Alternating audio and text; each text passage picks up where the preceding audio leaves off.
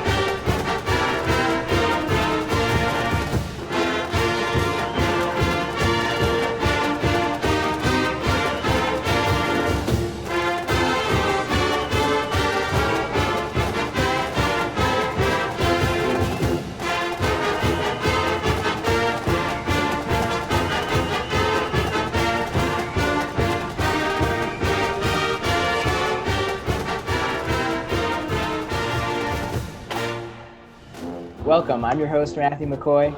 And I'm Michael Pelosi. And we're delighted to have you join us for another episode of ShowTime, the weekly variety show presented by the Boston College Marching Band. Every Saturday, we're going to explore classic and contemporary music and dance from the band, welcome special guests, introduce you to some of our members, and of course, take you in a behind-the-scenes look into our program. This week, we're taking a look at the typical game day and the ways in which the band interacts with fans and players. Since 1919, the Screaming Eagles have been a driving force in creating the energy of the game day experience. Absolutely, and it's amazing to see how far the band has come from the past. And we're always going to have for Boston the nation's oldest fight song. Did you know that the Screaming Eagles have actually been playing for Boston since 1919? Yes, indeed.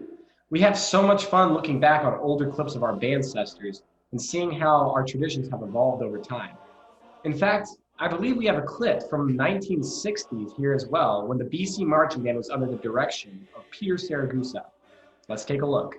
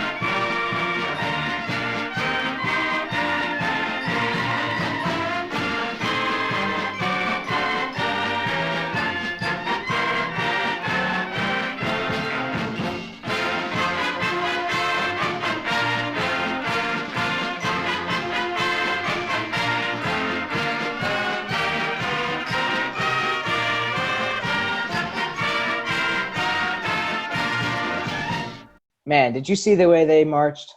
And it was so cool seeing the color guard and the twirlers on the field. It's amazing to see how much the style of the band has changed and all the new game day traditions we picked up along the way. And speaking of new traditions, we'd now like to welcome Jeff Haffley, head coach of the Boston College football team. Coach Haffley received his bachelor's degree from Siena College, where he was a wide receiver on the Siena Saints football team, and his master's degree from the University of Albany SUNY, where he was a defensive assistant coach. He has been an assistant coach for several other successful college sports programs, including Pittsburgh, Rutgers, and Ohio State, of course. And he has served as the secondary and defensive backs coach for the Tampa Bay Buccaneers, Cleveland Browns, and the San Francisco 49ers. Coach Haffley is widely regarded as one of the nation's top recruiters, and he was hired as the head coach of Boston College on December 13, 2019. Coach Haffley and his wife Gina are the proud parents of two daughters, Hope and Leah. Coach Haffley, welcome to the show. Thank you. Thank you for having me. Well, Coach, it's not exactly a bait and switch, but this season is already looking pretty different from the one you expected to see during your first season here at BC. How have you adapted to the changing conditions and also maintained the focus of your team? Well, yeah, it's going to look way different. First of all, you guys aren't going to be in the stands. We're not going to have the band there. We're not going to have fans there. So it's going to look way different than I first imagined myself walking into Alumni Stadium. Truthfully, everything's kind of looked different. I got here and things were great. Everybody was excited. Walking around campus was awesome, and getting the staff together, getting to know the team, and then suddenly we were sent home. Just like you guys, just like the rest of the world, and we had to adapt. There was no stopping.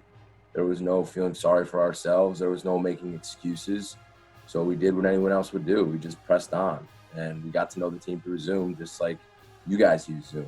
And we started to build the offense and defense over Zoom, and we recruited on Zoom, and we worked as hard as we could and did the best we could.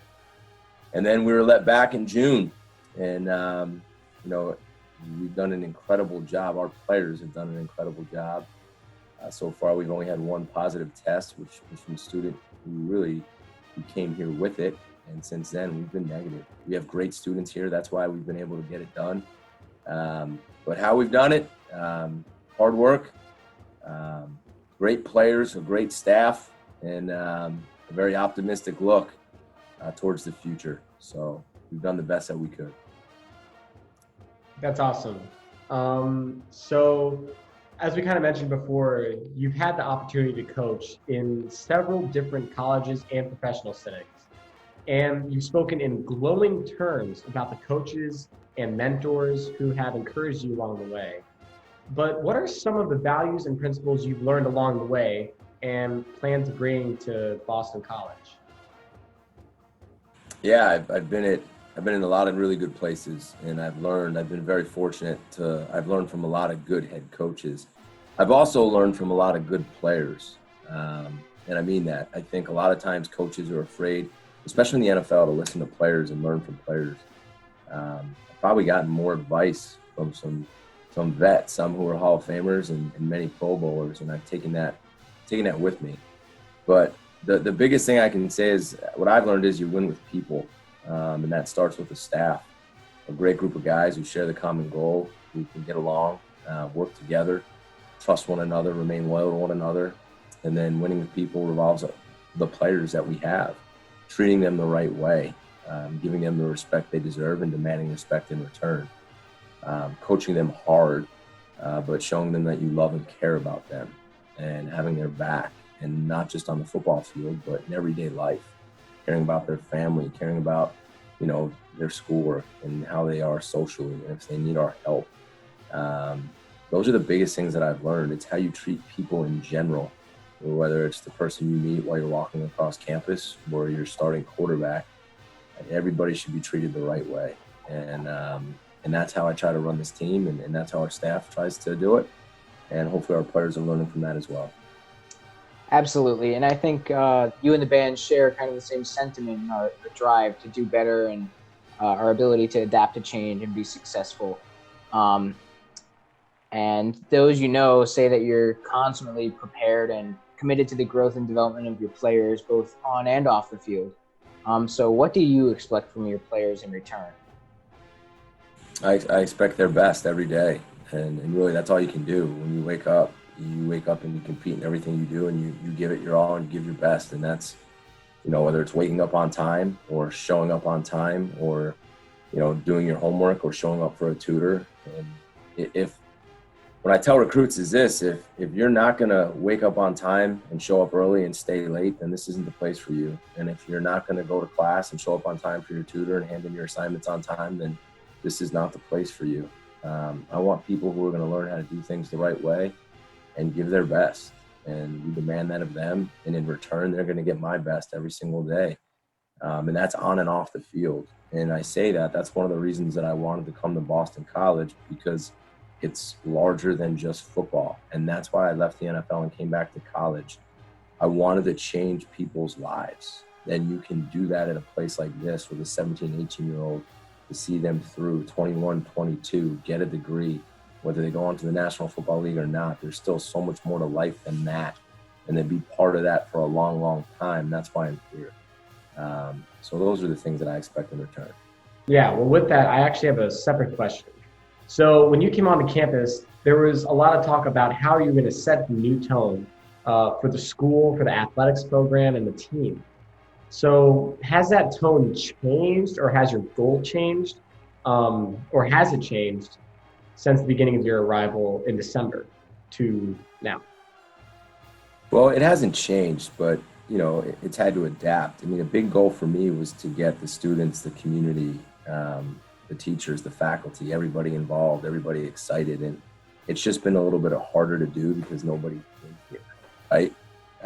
Like I said, when I first got here, walking by the students and going to the hockey game and talking at the hockey game and showing up at the women's basketball game, you could feel the energy, you could feel the excitement. And those are the things I was excited to do, whether it was show up to a lacrosse game, a field hockey game, a softball game, a baseball game.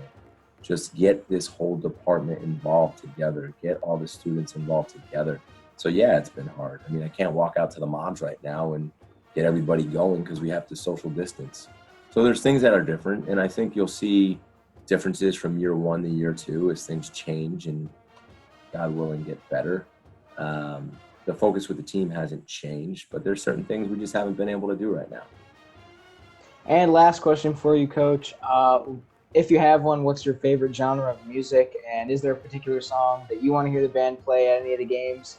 Anything in particular? That is a good question. I kind of listen to a little bit of everything. If you came in my office this morning, I had Eric Church playing for about an hour. You could probably hear Springsteen playing just about every other day in my office. But no, I mean, I listen to everything and anything. I mean, when you're a DB coach in the NFL, some of the music's a little bit different and you start to grow and like it. But when I'm in my car or in my office, it's certainly some random stuff going on. Anything you guys are good at and can pump me up, I'm all for it. So just play loud and get excited about it and give us your energy, and I'll be all good to go. You don't have to worry about that, Coach. Yeah, anytime you or your players want anything heard, we'll arrange it and we'll have it. We'll play it during the games too. Good. We need like a signal, like on third down when I give you guys like the thumbs up or something. You just start cranking it out so they can't hear what they're supposed to be hearing. Oh, we got stuff lined up. This year, in particular, we're bringing back a shorty that has an air raid siren going in it for third down. So let's get it blaring. Yeah, let's try to bring that back. Coach, thank you so much for your time. It's a great pleasure talking to you, and we're looking forward to supporting you and the team in the many victories in the coming years. And just like the BC Band has dominated on its field, Coach Haffley is more than ready to dominate the ACC. After stifling the opposition with his defenses, Haffley will be putting every program we're sure on the defensive. This year, two things are for sure. We're taming the Tigers, and the Irish are out of luck. Well, that was certainly a touchdown of an interview, and a big thanks to Coach Haffley. And good luck with the new and upcoming season. I second that. There's a lot to be excited about with this group. Independent of today's challenges, we'll all be tuned in. Most certainly. So good luck, Eagles. Now, next segment. Each August, the band gathers for a preseason camp to learn music, grow camaraderie, and prepare for the variety of shows and performances for that the upcoming season demands. Not to mention, it's the first opportunity for the band to sport the ever-fashionable and stylish uniforms and shakos. Stylish indeed. Now, although it's a difficult week, and some may say reminiscent of boot camp, we see the blood, sweat, and tears as something more.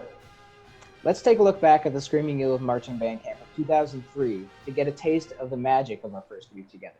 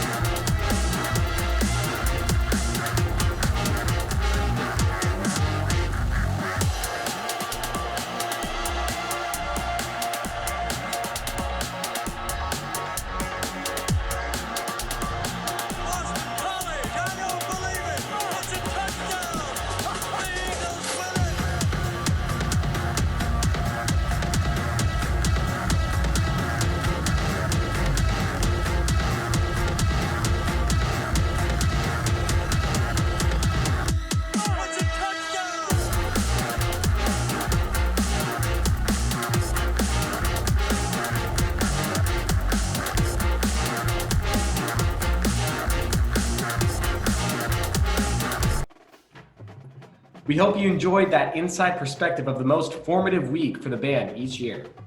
It's truly amazing what can happen when we all band together. Well said, Matt. Well, I'm sure we've seen a lot of highlights from the Screaming Eagles over the years, but here's a particularly exciting clip.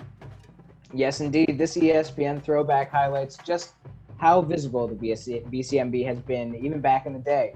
In fact, there are a few special features here which are more loved now than ever. Yeah. For one, there's no sweeter song than this Boston classic. The good times never felt so good before Neil Diamond's seminal masterpiece. But every time the band plays Sweet Caroline, the times get even better. Please enjoy this classic performance, including Build Me Up Buttercup and Riding Dirty.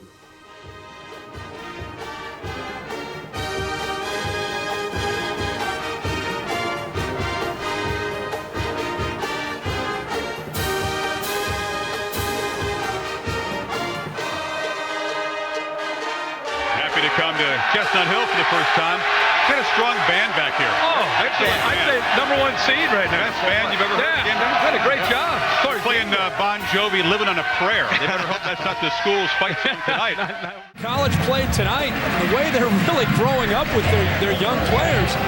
Pretty good shot, worst case 9-2 by the time they get to that 12th game. And all of a sudden they become a serious contender in the ACC and what they're trying to do. Well, they're in the Atlantic Division, and now they've got a couple of real quality wins. Again, beating Clemson in double overtime, and now a home field win apparently over Virginia Tech. And you know, it is a very challenging schedule having to visit Tallahassee and Miami, but BC making a strong statement here. And NC State, the division leader, still has, again, 4 conference road games ahead for the Wolfpack. They do have, obviously, the head-to-head tie-break edge on BC. Let's talk a little bit more about the ACC. You know, some of the players that we met with yesterday said they could see the difference in the fans since they joined that conference.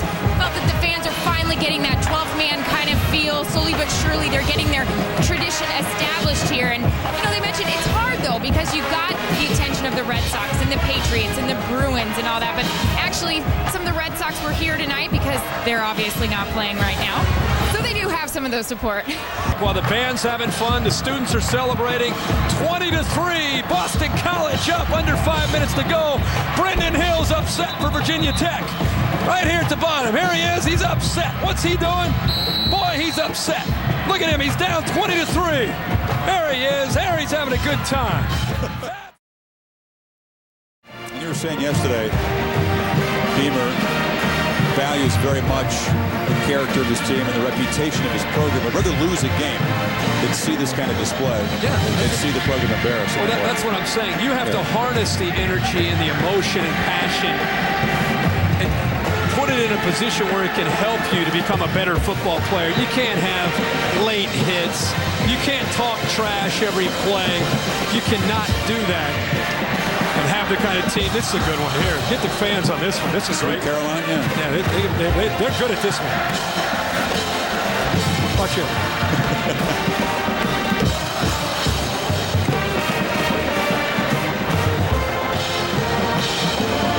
They're having fun here. I mean, it's a tough academic school. I know you may not see it from that shot right there, but they got to study hard, and the classwork is serious, so they can blow off a little steam here. Did you hear that? The band truly is the soundtrack of Boston College game days. That's right. Fans and players seem to really be getting into the music.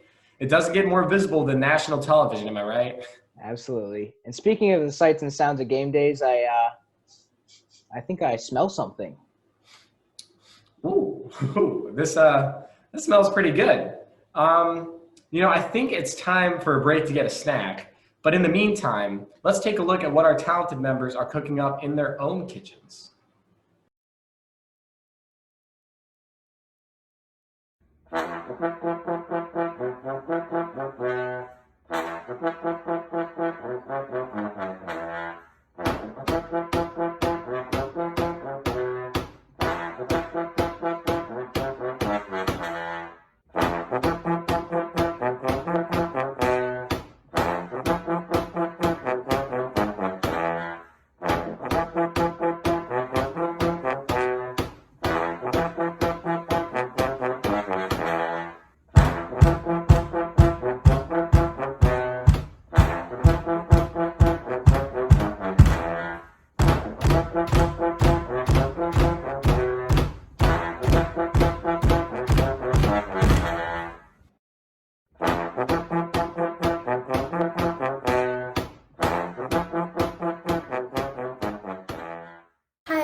My name is Lizzie, and I'm a member on the Golden Eagles dance team from the Boston College Marching Band. And today we are baking some cinnamon rolls. First, I'm adding in flour, yogurt, sugar, and butter. Mix, mix, mix, and now we have a great consistency for the dough. Let's flatten it out. For the filling, I'm spreading butter, starch, brown sugar, and of course, cinnamon. Now for the fun part. Time to shape the cinnamon rolls. Ta-da! Last but not least, I'm brushing the top with some milk. After 15 minutes at 340 degrees, they are here. Finishing touch, let's glaze them up. They smell so good, I cannot wait. our cinnamon rolls are finished. And now it's taste test time. It's crispy on the outside and soft on the inside. Ooh, more glaze please. You know what? I think that these cinnamon rolls pair perfectly with Build Me Up Buttercup.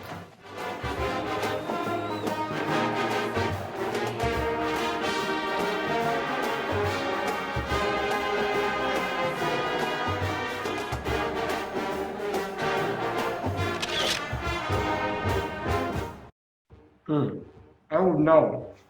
Those trombones are great, but the cinnamon roll's better. I know, I'm going to have to try that recipe out for myself. And I'll have to have the trombones covered in one of my playlists, maybe. I just can't get it out of my head. Mm-hmm. But Michael, you gotta put the cinnamon roll away. It's time to get serious. Why? Do we have another segment? Oh yeah, and now it's time for some breaking news at 7. If you tuned in last episode, one of our Piccolo members lost his priceless Piccolo. Previously on The Prodigal Piccolo. You're missing your priceless Piccolo? And now, The Prodigal Piccolo. Excuse me? We're moving as fast as we can. It's been a whole week and you still haven't narrowed down the suspect list or found any new leads, and you have the audacity to tell me that you're moving as fast as you can?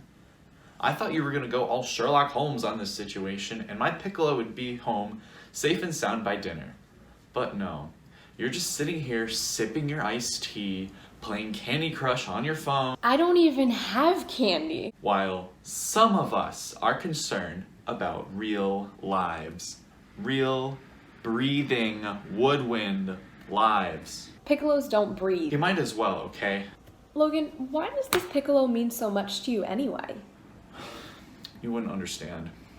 Try me. Okay, well, I got my first pick on my 6th birthday. My parents wanted me to play an instrument for years, but I wasn't so sure. But as soon as I opened that box, I knew. This was the start of something beautiful.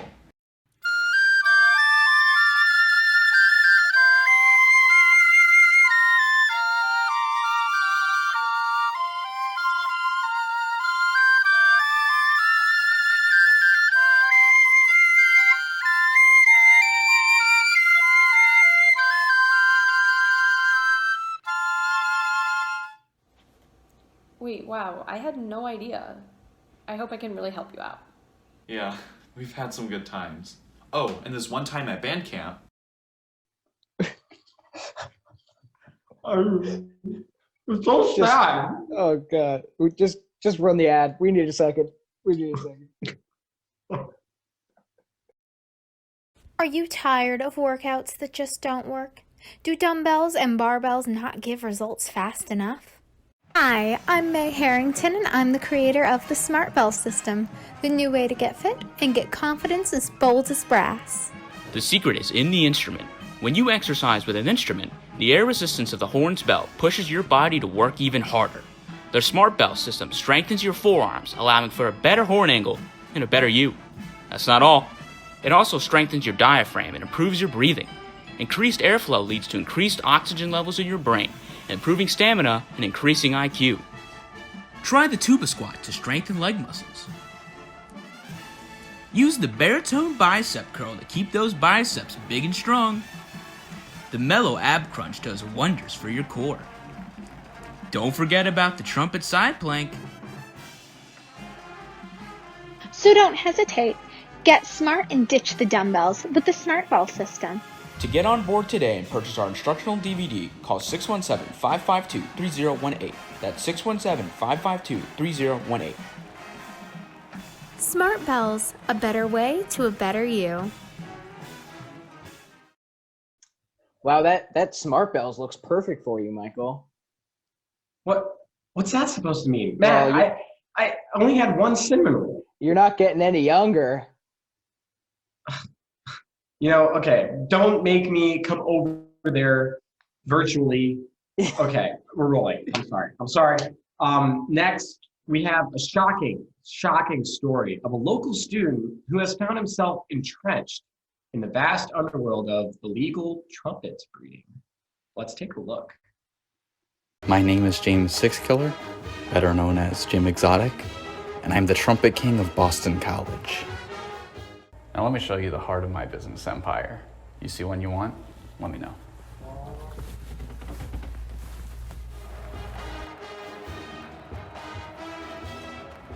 Now this one, it's a gold Yamaha. And this one, silver Bach. But this one, don't touch this one. You'll mess up the valves. The valves are all dirty. That's not dirt. That's patina. That's what makes it valuable. Only thing dirty I see is that sorry excuse for a face. All those cosmetics in France couldn't even fix that jagged jawline.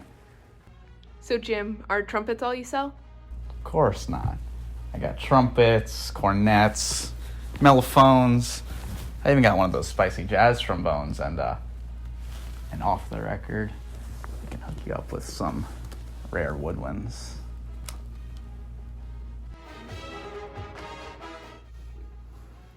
So Jim, is there any truth to the rumors that you mistreat your instruments? Listen, a lot of people like to say a lot of different things, but the truth is I'd blast someone in the face before I abuse a trumpet, and maybe it'd do them some good. A little blast in the face might make him as handsome as me. All right. And what about some of the claims that some of the instruments you sell are stolen? Now that's a load of bull. I never heard that in my entire life. Who told you that? Was it Carol? Did Carol Baskin I swear, if Carol Baskin put you up to that, I'm gonna...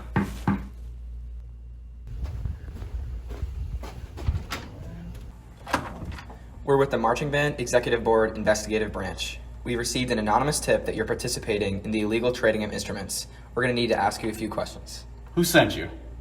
Yeah, we've been having this problem for a while now. Instruments mysteriously go missing. Someone shows up with an instrument identical to one that was lost. We ask them where they bought it. It's always the same. All roads lead back to Jim Exotic. Oh, that goddamn Carol Baskin, I swear. I warned her. Coming to my own dorm, she crossed the line.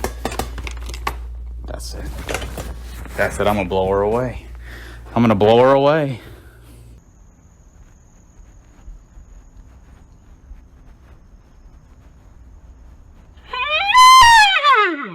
After that, I knew Jim went too far. So, I called campus police. Get off me, god dang, I didn't do anything.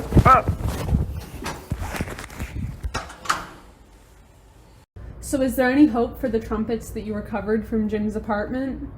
It'll be touch and go for some of them, but most of them are expected to be back in service with the band after a long and thorough cleaning and repair session. Wouldn't that be expensive? Nothing we can't bill Jim for. Wow, that was some pretty disturbing stuff. You know, I heard a rumor that Carol might have killed her husband. What?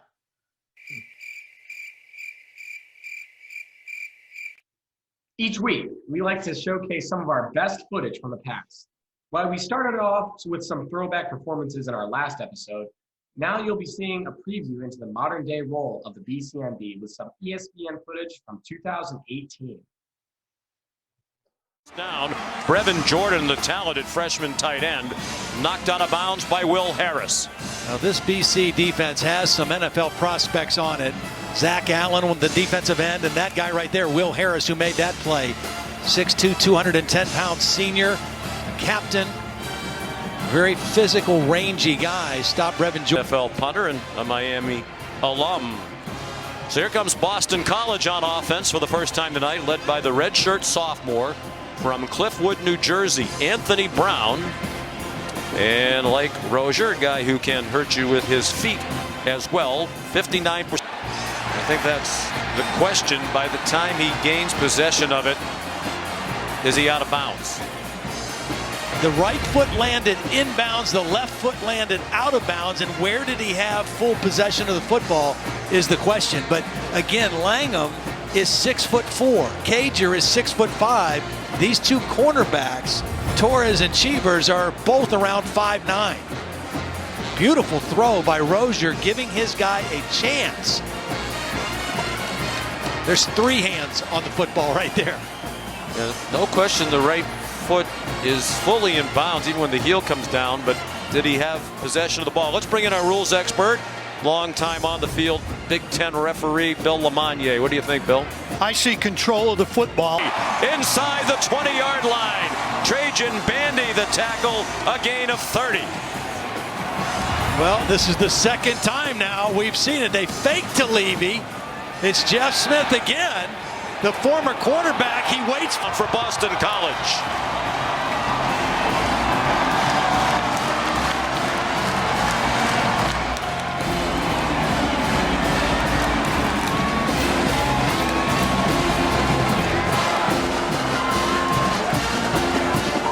An 88-yard touchdown drive to start the game. Now a 77-yarder capped on a 5-yard run by the quarterback Brown. Really nice read by Anthony. Line to make. Tajamir Torres, the cornerback, tripped him up, and now Mark Richt will have a decision to make on 4th down and 2. And after some consideration, the punt team comes out. We approach a minute and a half to go in the opening quarter. As good as Mark Richt knows his defense is. They're second in this quarter. There was two things that happened here. There was pressure inside. Watch the pressure get right up into the face of Malik Rozier, so he's not able to see clearly. And then as he throws it, Torres jumped the route of Jeff Thomas. He guessed right on the slant. But they stop him at the 2, and this might well be 4-down territory. A field goal, you're still down by 2 scores. That was a beautiful play by Connor Strahan. He didn't get the tackle, but the run-through linebacker at least slowed him down. Watch number 13 run through, and he doesn't get the tackle, but he slows him down just enough. Go out of bounds. He got about 5 or 6 more by staying in. Well, this is the Dillon effect. Nobody expected Anthony Brown to run the football. Watch the whole defense go with A.J. Dillon. Everybody's going that way. They're playing man-to-man on the tight end on that side, and nobody at home for Anthony Brown when he keeps.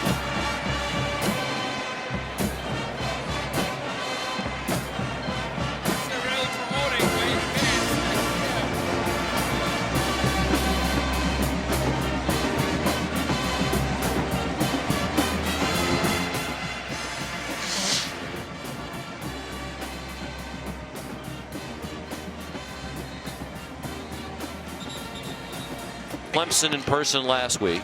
We also saw when Syracuse gave them a mighty scare. Yep. But Dabo Swinney told us before the game against North Carolina State last week, my team's ready to take off. To me, Alabama and Clemson's talent level is above everybody else, and then you go down to the rest. Yeah, I agree with that. I think that's really pretty reflective of how I see it as well. I think Notre Dame has proven that they belong. LSU just continues to position for Miami, their own 3. Well, they started in horrible field position their last possession before the interception. I think he might have caught this ball and then stepped out of bounds. I think he picked it up. Man, I remember those days. Those are some of my favorite experiences with the band. Wow. I wish I could have been there myself. Yeah. Well, now we'd like to take a moment to recognize another one of our seniors, Megan Wallace. Yes. Megan is a biology major from Wilmington, Delaware, who plans to go on to medical school after graduation. Aside from band, she is also part of the Gavel, a student newspaper, Model UN, and the Campus Global Health System.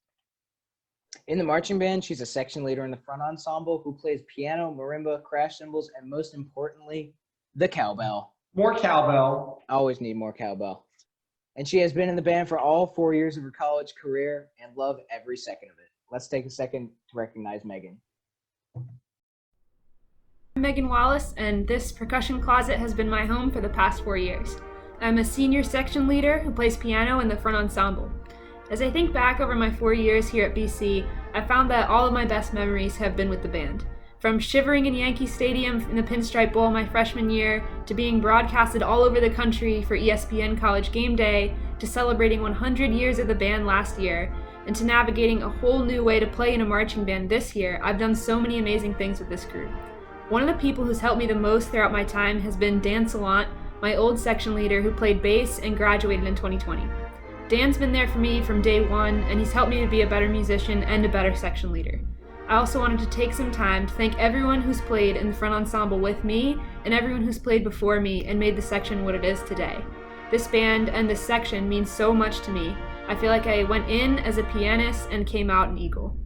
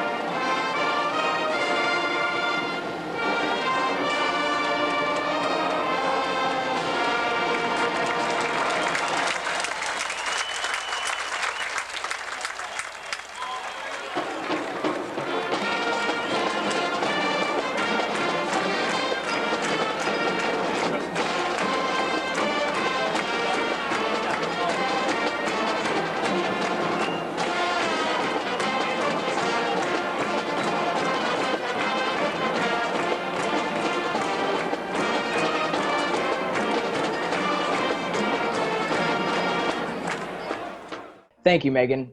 And that's all the time for Showtime we have this week. Thank you to all the members of the BCMB who made this episode possible, including our media audio and video teams, writing committees, set designers, marketing and graphics teams, and everybody else who made this video possible. Special thanks to Coach Jeff Haffley for setting aside time for an interview, the trombone section for putting together their section feature, Lizzie Chen for cooking up this week's culinary corner, and of course our senior spotlight, Megan Wallace. And of course, thank you to all of our viewers for watching this Game Day episode of Showtime. We have a lot more content coming your way, so be sure to tune in on September 19th when we break down the BCMB's role in the Boston College tradition, Pops on the Heights, with special guest Keith Lockhart, the conductor of the Boston Pops Orchestra. Follow us at BC Marching Band for updates and content, and subscribe so you don't miss a single episode of Showtime.